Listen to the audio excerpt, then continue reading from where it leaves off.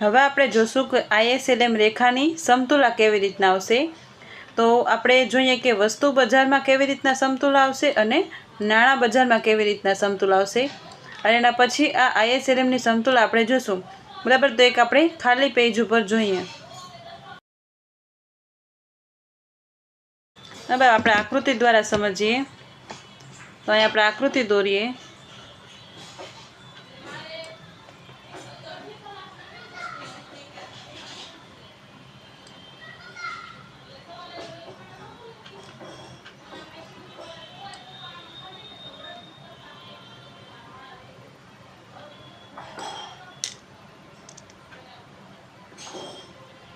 અહીંયા આપણે એ બિંદુ નામ આપીએ અને અહીંયા જે છે એ બી બિંદુ,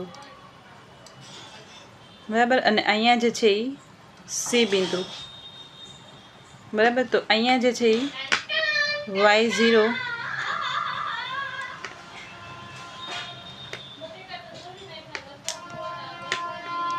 અહીંયા જે છે એ Y0 અને અહીંયા Y1, અહીંયા R અને R1। આ IS રેખા ઉપર એ અને બી બિંદુ જે છે એ રાષ્ટ્રીય આવક Y0 અને Y1 દર્શાવે છે, બરાબર। આ જે છે આપણી IS રેખા છે, અને અહીંયા આકૃતિમાં એ બિંદુ અને બી બિંદુએ IS રેખા એ વસ્તુ બજાર પર વ્યાજનો દર, વસ્તુ બજાર પર વ્યાજનો દર અને રાષ્ટ્રીય આવક વચ્ચેનો સંબંધ દર્શાવે છે, બરાબર। અહીંયા R જે છે એ વ્યાજનો દર, ત્યારે રાષ્ટ્રીય આવક જે છે એ Y0 છે, જે એ બિંદુએ સમતુલા પ્રાપ્ત કરે છે, બરાબર। એ બિંદુએ IS રેખા એની સમતુલા દર્શાવે છે કે R જે છે એ ઇન્ટરેસ્ટ રેટ અને Y0 આવક એ બિંદુ જે છે એ સમતુલા દર્શાવે છે, અને R1 ઉપર જે છે એ બી બિંદુ સમતુલા દર્શાવે છે, બરાબર। હવે અહીંયા શું કહે છે કે અહીંયા વ્યાજનો દર અગર ઘટી જશે તો શું થશે હવે આગળ, કે રાષ્ટ્રીય આવક જે છે એ અહીંયા વધી જાય છે, અને એ આપણે અહીંયા સમતુલા જે છે એ બે બિંદુ દ્વારા દર્શાવેલી છે, બરાબર। હવે જો IS રેખા ઉપર સમતુલા ન હોય, બરાબર, આ એ બિંદુ એ અને બે બિંદુના બદલે હવે આપણે અહીંયા સી બિંદુ ઉપર હોઈએ તો શું થશે, તો આવી સ્થિતિમાં Y આવકે વ્યાજનો દર જે છે એ R હોવો જોઈએ, બરાબર। Y0 ઇન્કમમાં વ્યાજનો દર જે છે એ R હોવો જોઈએ, પરંતુ વ્યાજનો દર જે છે એ સી બિંદુએ R1 છે। એનો મતલબ કે વ્યાજનો દર જે છે એ ઓછો છે, બરાબર। વ્યાજનો દર ઓછો હોવાથી અહીંયા શું થશે કે વ્યાજનો દર ઓછો છે એટલે ઇન્વેસ્ટમેન્ટ માટેની માંગ જે છે એ વધી જશે, બરાબર। અને ઇન્વેસ્ટમેન્ટ માટેની માંગ જે છે એ વધી જશે, એના પરિણામે અસરકારક માંગ જે છે એ વધારે હશે। આપણે જોયું હતું ને કે C+I aggregate demand is equal to C+I, તો અહીંયા I જે છે એ વધી જશે, એનો મતલબ શું થશે, અહીંયા એગ્રીગેટ ડિમાન્ડ પણ અહીંયા વધી જશે, બરાબર। એટલે કુલ માંગ જે છે, અસરકારક માંગ એ વધારે થઈ જશે। આથી એવું કહી શકાય કે સી બિંદુએ વસ્તુ બજારમાં અસરકારક માંગ જે છે એ વધારે છે, બરાબર। એટલે અહીંયા સી બિંદુએ આપણે કહી શકીએ કે effective demand in good market એ વધારે છે effective supply of good market કરતાં, બરાબર। આ સી બિંદુએ ડિમાન્ડ જે છે એ વધારે છે। હવે આપણે અહીંયા આગળ એક બીજું બિંદુ લઈએ, અહીંયા ડી બિંદુ લઈએ આપણે, બરાબર। તો ત્યાં શું થશે, તો હવે આપણે જોઈએ કે હવે જો ડી બિંદુએ સમતુલા હોય તો શું થશે, બરાબર। હવે આપણે ડી બિંદુની વાત કરીએ કે આવી સ્થિતિમાં Y1 આવકે, આ Y1 આવકે ઇન્ટરેસ્ટ રેટ જે છે એ R1 હોવો જોઈએ, પરંતુ વ્યાજનો દર જે છે એ R છે, એટલે કે વ્યાજનો દર વધારે છે, અને જ્યારે વ્યાજનો દર અગર વધારે હશે તો ઇન્વેસ્ટમેન્ટ માટેની માંગ જે છે એ ઘટી જાય છે, બરાબર। અને એના પરિણામે શું થશે કે અસરકારક માંગ જે છે એ પણ ઓછી થઈ જશે। આપણે અહીંયા એગ્રીગેટ ડિમાન્ડની વાત કરીએ તો C+I, અગર અહીંયા ઓછું થઈ જશે તો એગ્રીગેટ ડિમાન્ડ પણ અહીંયા ઓછી થઈ જશે। એટલે આ ડી પોઈન્ટ જે છે ત્યાં શું હશે કે effective supply of good market એ વધારે હશે effective demand of good market કરતાં, બરાબર। એટલે અસરકારક માંગ ઓછી હશે અને અસરકારક પુરવઠો જે છે એ વધારે હશે અહીંયા, બરાબર। તો આપણે આવી રીતના એક્સેસ સપ્લાય અહીંયા કહી શકીએ। બરાબર. આ જે છે આપણે ગુડ માર્કેટની વાત કરેલી, બરાબર. કે અહીંયા આઈએસ રેખાની નીચેનું બિંદુ હશે, અહીંયા ઇફેક્ટિવ ડિમાન્ડ વધારે હશે, અને આઈએસ રેખાની ઉપરનું બિંદુ હશે, અહીંયા ઇફેક્ટિવ સપ્લાય વધારે હશે, બરાબર. હવે આપણે વાત કરીએ નાણાં બજારની, એટલે કે મની માર્કેટ, બરાબર. હવે આપણે નાણાં બજારની સમતુલા જોઈએ.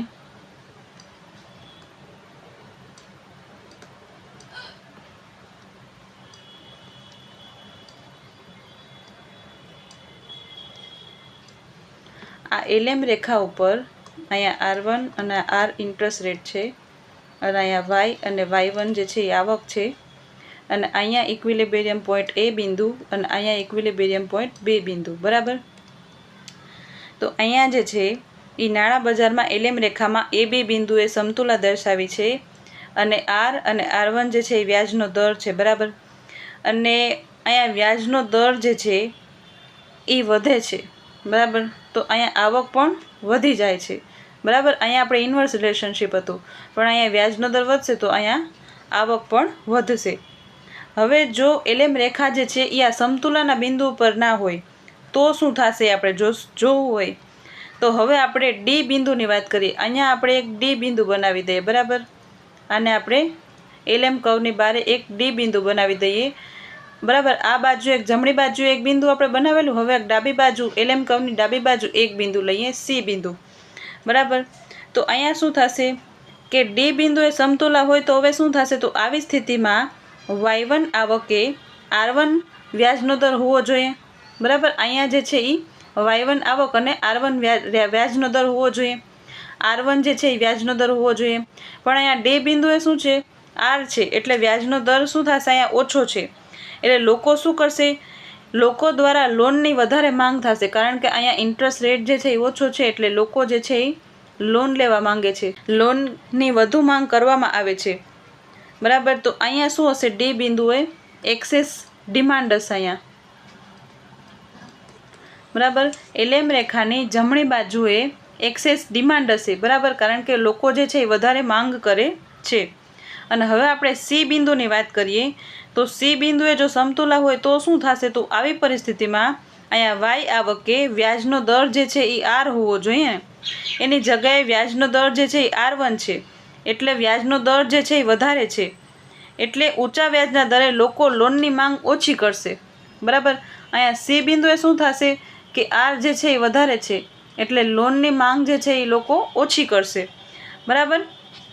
એટલે માંગ ઓછી કરશે અને વળી પોતાની પાસે રહેલા નાણાં પર બેંકમાં જમા કરવા માંગશે, કારણ કે અહીંયા ઇન્ટરેસ્ટ રેટ વધારે છે, બરાબર. એટલે એ પોતાના પાસે જે નાણાં છે એ પણ બેંકમાં જમા કરાવવા માંગશે અને ઊંચું વ્યાજ મેળવવાની અપેક્ષા કરશે, બરાબર, કે મને બેંકમાંથી જ હવે ઊંચું વ્યાજ મળે છે.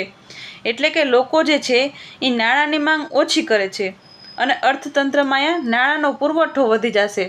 આ સી બિંદુએ શું થશે કે એક્સેસ સપ્લાય થઈ જશે, એક્સેસ સપ્લાય મનીની થઈ જશે, બરાબર, નાણાંની એક્સેસ સપ્લાય, અને આ બાજુ જે છે એક્સેસ ડિમાન્ડ થઈ જશે.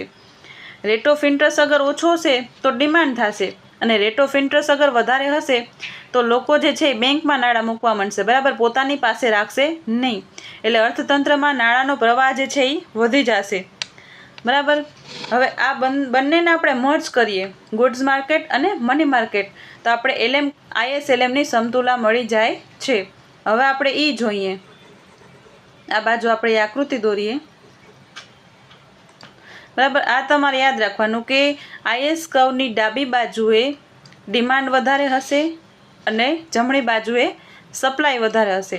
LMમાં ઊંધું છે કે જમણી બાજુએ ડિમાન્ડ વધારે છે અને ડાબી બાજુએ સપ્લાય વધારે છે, બરાબર. અહીંયા મની સપ્લાયની વાત છે અને અહીંયા ગુડ માર્કેટ્સમાં ગુડ્સની વાત કરવામાં આવે છે, બરાબર. વસ્તુ બજારમાં જે છે એ ઇન્વેસ્ટમેન્ટની વાત હતી, અને અહીંયા નાણાં બજારમાં નાણાંનો પુરવઠો અને નાણાંની માંગની વાત થાય છે, બરાબર. હવે આપણે આ બંનેને સમતુલામાં લઈ આવવું હોય તો કેવી રીતના અહીંયા આવશે, આપણે એની આકૃતિ જોઈએ. સૌથી પહેલાં આપણે IS કર્વ દોરીએ, અને અહીંયા જે છે આપણે LM કર્વ, બરાબર.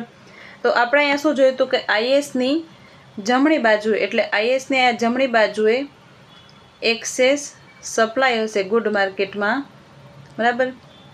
અને આઈએસની ડાબી બાજુ શું હશે? અહીંયા એક્સેસ ડિમાન્ડ હશે ગુડ માર્કેટમાં, બરાબર. હવે આપણે આ એલએમની વાત કરીએ તો આ એલએમની જમણી બાજુએ શું છે? અહીંયા એલએમની જમણી બાજુએ એક્સેસ ડિમાન્ડ હશે, બરાબર. Access demand. અને અહીંયા ડાબી બાજુએ શું હશે? એક્સેસ સપ્લાય, બરાબર. અને અહીંયા પણ આપણે એવી રીતના લખી નાખવાનું છે એક્સેસ સપ્લાય. અહીંયા મની માર્કેટમાં, અહીંયા આપણે ગુડ માર્કેટ લખ્યું, અહીંયા આપણે મની માર્કેટ લખી નાખીએ, બરાબર. અહીંયા એક્સેસ સપ્લાય હશે ગુડ માર્કેટમાં, બરાબર. આ આઈએસ કર્વની આ બાજુ જે છે એ આપણે બે સાઈડ લખી નાખવાનું, બરાબર. આ બે પાર્ટ પાડ્યા છે ને આપણે આઈએસ ને એલએમમાં બે પાર્ટ પાડેલા છે. તો અહીંયા શું આવશે? આઈએસ કર્વની જમણી બાજુ access supply in good market, બરાબર. અને એલએમની આ બાજુ શું હશે? Access demand money market. અહીંયા તમે આકૃતિમાં પણ જોઈ શકો છો કે આ બાજુ જે છે એ એક્સેસ ડિમાન્ડ છે, આ બાજુ એક્સેસ સપ્લાય છે, બરાબર. અને આ બાજુ એક્સેસ ડિમાન્ડ છે અને અહીંયા એક્સેસ સપ્લાય છે. હવે આ આઈએસ કર્વની ડાબી બાજુ શું આપણે જોયું? ડાબી બાજુએ શું છે? અહીંયા તમે આકૃતિમાં જ જોઈ શકો છો તો access demand in good market, બરાબર. હવે આ એલએમ કર્વની વાત કરીએ તો એલએમ કર્વની ડાબી બાજુ શું છે? Access supply money market. અને જમણી બાજુ શું છે? અહીંયા એક્સેસ ડિમાન્ડ મની માર્કેટ, બરાબર. એવી રીતના આપણે ચાર પાર્ટમાં આવી રીતના લખી નાખ્યું. અહીંયા જે છે એ વ્યાજનો દર હશે અને અહીંયા ઇન્કમ હશે, બરાબર. આવી રીતના જે છે એ આઈએસએલએમમાં સમતુલા આવે છે. આઈએસએલએમની આ બાજુ જે છે એ excess supply in good market, excess supply in money market અને excess supply in good market. અને આ excess supply of good market અને excess demand of money market. LM કર્વની આ બાજુ જે છે એ એક્સેસ ડિમાન્ડ છે અને આ બાજુ એક્સેસ સપ્લાય, બરાબર. આયરું એક્સેસ સપ્લાય, બરાબર. તો આ જે છે એ મની માર્કેટને દર્શાવે છે અને આ જે છે એ ગુડ માર્કેટને દર્શાવે છે, બરાબર. અહીંયા આપણે આકૃતિમાં આઈએસએલએમ રેખા જે છે એ બિંદુએ એકબીજાને છેદે છે, બરાબર. અહીંયા આઈએસએલએમ જે છે એ અહીંયા આપણે એ બિંદુએ છેદે છે એવું આપણે કહી શકીએ છીએ. અહીંયા આપણે બિંદુને એક નામ આપી દીધું એ બિંદુ. એ બિંદુએ જે છે એ આ ઇન્ટરેસ્ટ રેટ અને આ ઇન્કમ જે છે એ સમતુલામાં આવે છે, બરાબર. અને એ આરને છેદે છે ત્યાં વ્યાજનો દર ડિસાઇડ થાય છે અને ઇન્કમને જ્યાં છેદે છે એ રાષ્ટ્રીય આવક ડિસાઇડ થાય છે, બરાબર. તો આવી રીતના આઈએસએલએમમાં એક્સેસ ડિમાન્ડ હશે, એક્સેસ સપ્લાય હશે, બરાબર. તો એ જે છે એ વ્યાજના દરમાં ચેન્જ થઈને, બરાબર, વ્યાજના દરમાં ઉતાર અથવા તો ચઢાવ આવીને અહીંયા જે છે એ આઈએસ રેખા અને એલએમ રેખા જે છે એ બિંદુએ સમતુલામાં આવે છે જ્યાં ગુડ માર્કેટ અને મની માર્કેટ એટલે કે વસ્તુ બજાર અને નાણાં બજાર જે છે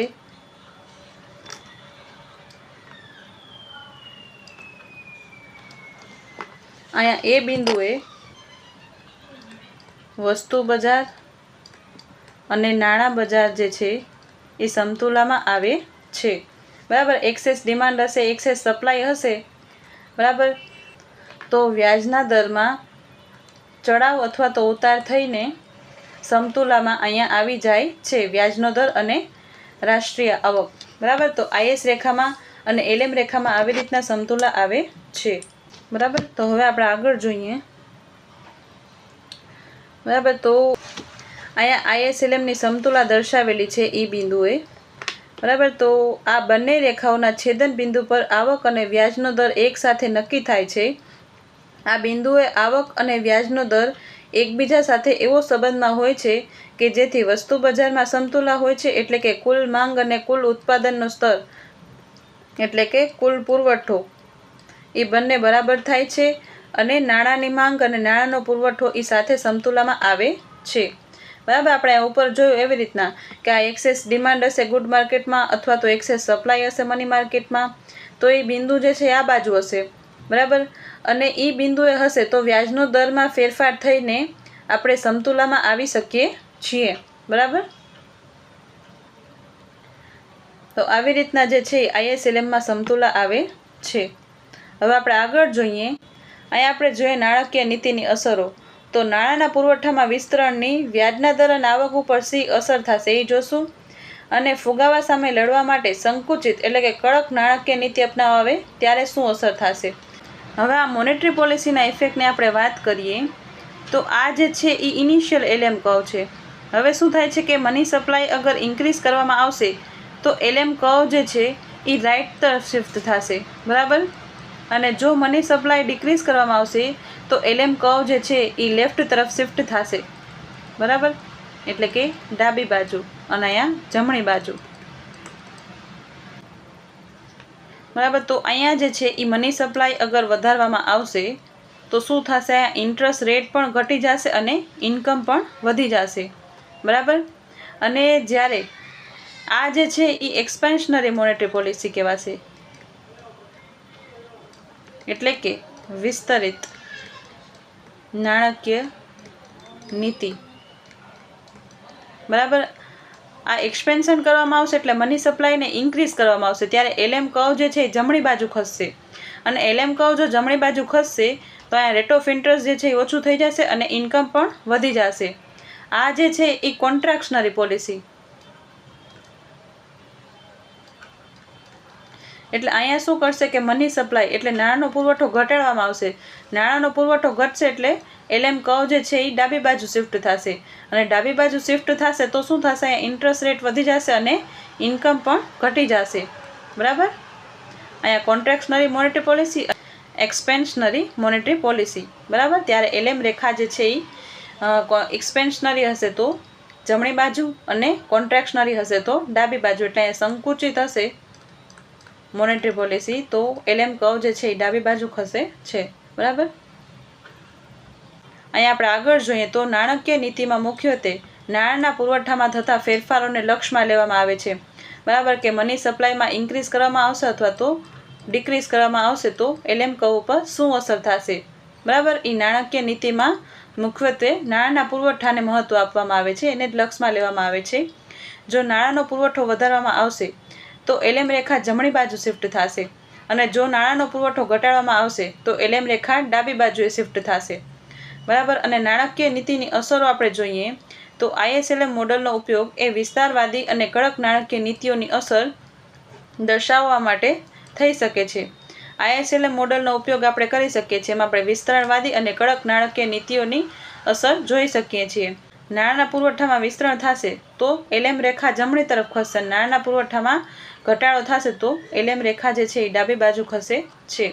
એટલે અહીંયા તમારે એ જ યાદ રાખવાનું કે અગર મની સપ્લાય ઇન્ક્રીઝ થશે તો LM રેખા જમણી બાજુ ખસશે અને મની સપ્લાય અગર ઘટાડવામાં આવશે તો LM કર્વ જે છે એ ડાબી બાજુ ખસે છે.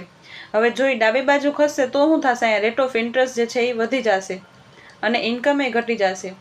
અને અહીંયા જમણી બાજુએ ખસશે તો શું થશે, અહીંયા જમણી બાજુએ ખસશે તો ઇન્ટરેસ્ટ રેટ એ ઓછો થશે અને આવક પણ વધશે. આવી રીતના તમે આકૃતિથી પણ સમજી શકો છો. બરાબર, કે LM રેખા જમણી બાજુ ખસે ત્યારે શું થશે, વિસ્તરણ કરતી મોનેટરી પોલિસી મની સપ્લાય વધશે ત્યારે શું થશે અને મની સપ્લાય ઘટશે ત્યારે શું થશે એ તમે આકૃતિ દ્વારા પણ સમજી શકો છો. બરાબર, હવે આપણે રાજકોષીય નીતિની વાત કરીએ. બરાબર, એટલે ફિસ્કલ પોલિસીની વાત કરીએ.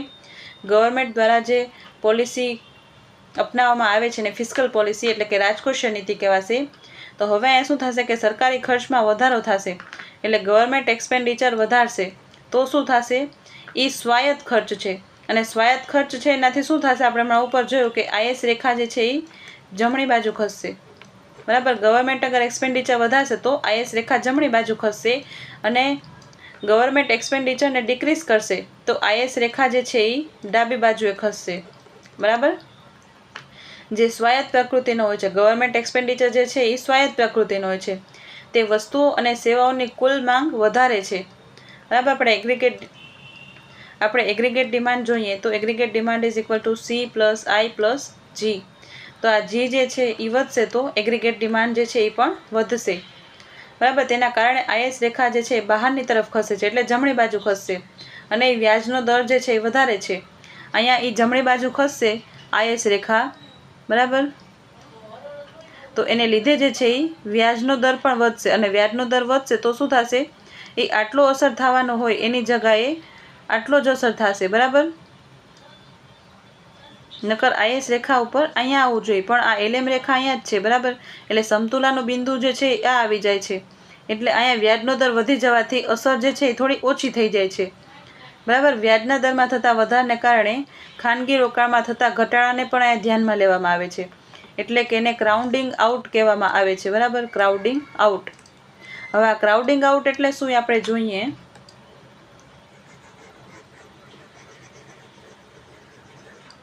જો સરકારી ખર્ચમાં વધારો થશે એટલે ગવર્મેન્ટ એક્સપેન્ડિચર વધશે તો એના લીધે શું થશે કે લોકોની આવક વધશે, ઇન્કમ વધશે, અને ઇન્કમ વધશે તો શું વધશે, હવે નાણાંની માંગ વધશે, બરાબર. આપણે જોયું હતું એવી રીતના કે ઇન્કમ વધશે તો નાણાંની માંગ એ વધશે, કારણ કે મારે વધારે ખર્ચો કરવો છે. હવે નાણાંની માંગ વધેલી તો આ નાણાંની માંગને ઘટાડવા માટે શું થશે, આપણે જોયું હતું LM કર્વમાં કે વ્યાજનો દર જે છે એ વધી જશે, બરાબર. વધારે લોકો નાણાંની માંગ કરે છે એટલે અહીંયા વ્યાજનો દર જે છે એ વધી જશે, અને વ્યાજનો દર વધી જશે તો અહીંયા શું થશે, ખાનગી મૂડી રોકાણ, એટલે વ્યાજનો દર વધી ગયો તો લોકો જે છે ઇન્વેસ્ટમેન્ટ ઓછું કરી નાખશે ને, ઇન્વેસ્ટમેન્ટ ઓછું કરી નાખશે, બરાબર. તો આ ઇન્વેસ્ટમેન્ટ ખાનગી મૂડીરોકાણ ઓછું થયું એને શું કહેવાશે, ક્રાઉડિંગ આઉટ કહેવાશે. એટલે આ લોકો જે છે એ બહાર નીકળી ગયા, ક્રાઉડિંગ આઉટ થઈ ગયું, બરાબર. અહીંયા શું થયું કે સરકારે એક્સપેન્ડિચર કરેલું, ગવર્મેન્ટ એક્સપેન્ડિચર વધેલું, એનાથી ખાનગી મૂડીરોકાણ અગર ઘટશે તો એને ક્રાઉડિંગ આઉટ ઇફેક્ટ કહેવામાં આવે છે. આ વસ્તુ પણ યાદ રાખવાની, બરાબર.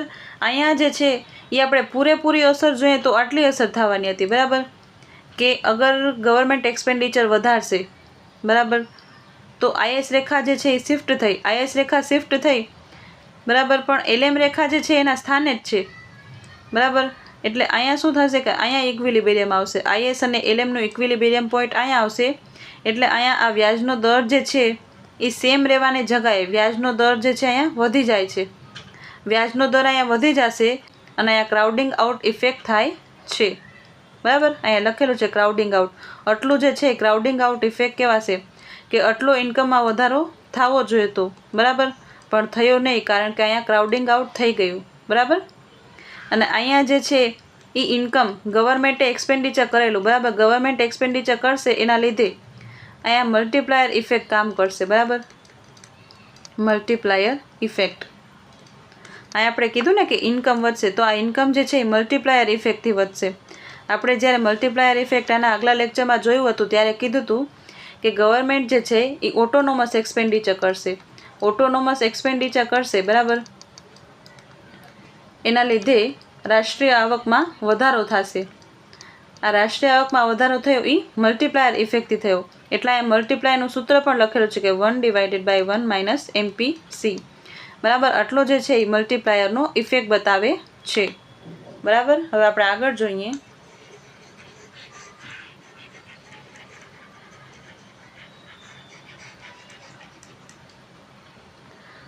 બીજી આકૃતિ જે છે એમાં કરવેરામાં ઘટાડો બતાવેલો છે, બરાબર, કરવેરામાં ઘટાડો. તો આ કરવેરામાં ઘટાડો થશે તો શું થશે, અહીંયા લોકો પાસેની ઇન્કમ વધશે, બરાબર. એટલે અહીંયા કરવેરામાં ઘટાડો થયો એટલે લોકો જે છે એ માર્જિનલ પ્રોપેન્સિટી ટુ કન્ઝ્યુમ વધશે ને, ઇન્કમ વધશે, બરાબર. એની પાસે જે ઇન્કમ છે એ વધશે કારણ કે એને ટેક્સ ઓછો ભરવો પડે છે, બરાબર. તો અહીંયા MPCની વેલ્યુ વધશે. હવે આપણે જોયું હતું ને કે MPCની વેલ્યુ અગર વધશે તો કે એટલે કે મલ્ટીપ્લાયરની વેલ્યુ વધશે, અને મલ્ટીપ્લાયરની વેલ્યુ વધશે એટલે IS કર્વ જે છે એ જમણી બાજુ શિફ્ટ કરે છે, બરાબર. એટલે અહીંયા કરવેરામાં અગર ઘટાડો થશે તો IS કર્વ જે છે એ જમણી બાજુ શિફ્ટ કરશે, અને એ જમણી બાજુ શિફ્ટ કરશે તો અહીંયા શું થશે કે અહીંયા IS કર્વ જે છે અહીંયા આઉટપુટ એટલે કે Y ઇન્કમમાં વધારો થશે, એને આપણે આઉટપુટ અથવા તો ઇન્કમ કહી શકીએ, એમાં વધારો થશે, અને અહીંયા ઇન્ટરેસ્ટ રેટ જે છે એમાં પણ વધારો થાય છે, બરાબર. એટલે અહીંયા જે છે જો ઇન્ટરેસ્ટ રેટ સેમ રહે, બરાબર, તો સમતુલા જે છે અહીંયા પ્રાપ્ત થાત Y3માં, બરાબર. પણ અહીંયા જે છે એ ઇન્ટરેસ્ટ રેટ વધેલો એને લીધે જે છે અહીંયા LM કર્વ ઉપર આપણે સમતુલા આવે છે અને એ Y2 ઉપર સમતુલા આવે છે, બરાબર, અહીંયા ડી બિંદુએ. એટલે આટલી ઇન્કમ જે છે એ વ્યાજનો દર વધેલો એટલે આટલી ઇન્કમ જે છે એ ઘટી જાય છે. બરાબર. હવે આપણે આગળ જોઈએ તો રાજકોષીય નીતિની અસરો. એટલે સરકારી ખર્ચમાં વધારો થશે તો કેટલાક ખાનગી રોકાણોને બહાર ધકેલી દે છે અથવા તો એને ઘટાડી દે છે. એને આપણે ક્રાઉડિંગ આઉટ ઇફેક્ટ કીધું ને, ક્રાઉડિંગ આઉટ ઇફેક્ટ. બરાબર, કે સરકાર અગર ખર્ચમાં વધારો કરશે એના લીધે ખાનગી રોકાણો જે છે એ ઓછા થઈ જશે. બરાબર. અને આપણે આ એક્સપેન્શનરી એટલે વિસ્તરણવાદી રાજકોષીય નીતિના વૈકલ્પિક ઉપાય તરીકે આપણે અહીંયા કરવેરામાં ઘટાડો કરશું તો જે લોકોની ખર્ચવાપાત્ર આવકમાં અહીંયા વધારો થશે અને તેની વપરાશ માંગમાં પણ વધારો થશે. એમપીસીની વેલ્યુ પણ વધશે અને એમપીસી વધશે તો અહીંયા મલ્ટીપ્લાયરની વેલ્યુ પણ વધશે અને પરિણામે કરવેરામાં કાપ આવવાથી આઈએસ રેખા જે છે એ જમણી બાજુ ખસે છે. બરાબર. તો આ વસ્તુ જે છે એ તમારે યાદ રાખવાની કે મોનેટરી પોલિસી અને ફિસ્કલ પોલિસી. બરાબર. તો અહીંયા મની સપ્લાય વધશે તો એલએમ રેખા જે છે એ જમણી બાજુ ખસે છે અને મની સપ્લાય અગર ઘટશે તો એલએમ કર્વ જે છે એ ડાબી બાજુએ ખસશે. બરાબર. અને આપણે ફિસ્કલ પોલિસીની વાત કરીએ તો ગવર્મેન્ટ એક્સપેન્ડિચર વધશે તો આઈએસ કર્વ જે છે એ જમણી બાજુ ખસશે અને ગવર્મેન્ટ એક્સપેન્ડિચર ઘટશે તો આઈએસ કર્વ જે છે એ ડાબી બાજુ ખસશે. બરાબર. આ વસ્તુ યાદ રાખવાની, એક્ઝામમાં પૂછાય તો આપણે લખી શકીએ. બરાબર. અને આપણે જે છે એ નેક્સ્ટ વિડીયોમાં હવે એલએમ રીજન વિશે જોશું. બરાબર. એલએમ રીજન એટલે કે આપણે આ એલએમ કર્વ ડ્રો કરશું. બરાબર. આવી રીતના આ એલએમ કર્વ ડ્રો કરશું. બરાબર. આ જે છે એ કેન્શિયન રીજન છે, આ મોનેટરીસ રીજન છે અને આ ઉપરનું વર્ટિકલ લાઇન જે છે એ ક્લાસિકલ રીજન છે. બરાબર. આ ત્રણેય રીજન જે છે આપણે નેક્સ્ટ વિડીયોમાં જોશું. બરાબર. આ કેન્શિયન રીજનમાંથી ક્વેશ્ચન આવેલો હતો કે આ લિક્વિડિટી ટ્રેપની સિચ્યુએશનમાં મોનેટરી પોલિસી જે છે એ ફેલ જાય છે એટલે અહીંયા ફિસ્કલ પોલિસી અપનાવવી પડે છે. આઈએસ કર્વવાળી ફિસ્કલ પોલિસી અપનાવવી પડે છે. બરાબર. અને ક્લાસિકલ રીજનમાં મોનેટરી પોલિસી અપનાવવી પડે છે, અહીંયા ફિસ્કલ પોલિસી હાલતી નથી. બરાબર. એ આપણે નેક્સ્ટ વિડીયોમાં જોશું. તો આજની આપણે સમરી જોઈએ તો આજે આપણે શું શીખેલું સૌથી પહેલાં તો આજની સમરી આપણે જોઈએ તો એમાં સૌથી પહેલાં આપણે આઈએસ અને એલએમનો ઉદ્ભવ જોયો. બરાબર. એમાં ક્લાસિકલ્સ અને કેઇન્સે કેવી રીતના કીધું કે વ્યાજનો દર જે છે એ બચત અને રોકાણ ઉપર આધારિત છે એવું ક્લાસિકલ્સે કીધું અને કેઇન્સે શું કીધું કે નાણાંની માંગ અને નાણાંના પુરવઠા ઉપર વ્યાજનો દર જે છે એ આધારિત છે. બરાબર. અને ક્લાસિકલ્સે શું કીધું કે રિયલ વેરિયેબલ અને નોમિનલ વેરિયેબલ વચ્ચે કોઈ સંબંધ નથી, પરંતુ કેઇન્સે કીધું કે મની સપ્લાય એટલે કે નોમિનલ વેરિયેબલને રિયલ વેરિયેબલ સાથે સંબંધ છે. પણ કેઇન્સે એમ નહોતું કીધું કે આ રિયલ વેરિયેબલ પણ નોમિનલ વેરિયેબલ ઉપર અસર કરે છે. એ કોણે સમજાવ્યું તો હિક્સ અને હેન્શન નામના અર્થશાસ્ત્રીએ સમજાવ્યું આઈએસએલએમ દ્વારા. એમાં વસ્તુ બજાર અને નાણાં બજારમાં કેવી રીતના સમતુલા આવે છે એ હિક્સ અને હેન્સને બહુ સરસ રીતે સમજાવેલું છે. બરાબર. એમાં આઈએસની આપણે વાત કરીએ તો આઈએસમાં શું હતું કે ઇન્ટરેસ્ટ રેટ જે છે એ ઘટશે, એના લીધે ઇન્વેસ્ટમેન્ટ વધશે અને અહીંયા શું થશે આપણે ઇન્કમ જે છે એ વધશે. બરાબર. એટલે આ જે છે એ નોમિનલ વેરિયેબલ છે અને એ જે છે એ આ રિયલ વેરિયેબલ ઉપર ઇફેક્ટ કરેલું છે. બરાબર. આઈએસ કર્વમાં. અને આપણે એલએમની વાત કરીએ તો એલએમમાં શું છે કે વાય અગર ઇન્ક્રીઝ થશે એટલે ઇન્કમ ઇન્ક્રીઝ થશે તો લોકો જે છે એ મની ડિમાન્ડ ઇન્ક્રીઝ કરશે અને આ મની ડિમાન્ડ વધશે એટલે લોકો જે છે એ વધારે નાણાં માંગે છે. બરાબર. તો લોકો વધારે નાણાં માંગશે તો શું થશે, ઇન્ટરેસ્ટ રેટ જે છે એ વધી જશે. બરાબર. તો અહીંયા જે છે એ વાય જે છે એ રિયલ વેરિયેબલ છે અને આ ઇન્ટરેસ્ટ રેટ જે છે એ નોમિનલ વેરિયેબલ છે. એટલે એલએમ દ્વારા શું સમજાવેલું કે આ નોમિનલ અને રિયલથી નોમિનલ એ બંને જે છે એ એકબીજા દ્વારા નિર્ધારિત થાય છે. અને આઈએસ રેખા બરાબર એમાં અહીંયા ઇન્ટરેસ્ટ રેટ અને ઇન્કમ એ બંને ઓપોઝિટ ડિરેક્શનમાં જાય છે એટલે બંને વચ્ચે નેગેટિવ રિલેશનશિપ છે. બરાબર. એટલે કે ઋણાત્મક સંબંધ છે. અને આપણે એલએમની વાત કરીએ તો આ ઇન્કમ અને ઇન્ટરેસ્ટ રેટ એ બંને વચ્ચે પોઝિટિવ રિલેશનશિપ છે. બરાબર. એટલે હકારાત્મક રિલેશનશિપ છે. આ જ આઈએસએલએમનો સાર છે કે હિક્સ અને હેન્સને સમજાવેલું કેઇન્સે શું કીધું હતું કે આ નોમિનલ જે છે એ જ રિયલ વેરિયેબલને અફેક્ટ કરે છે, પણ આ રિયલ પણ નોમિનલને અસર કરશે એવું કેઇન્સે નહોતું સમજાવેલું. બરાબર, આ સમજાવ્યું હિક્સ અને હેન્સને. બરાબર, તો આજ માટે આપણે આટલું જ રાખીએ. Happy learning, keep growing and thank you so much for watching.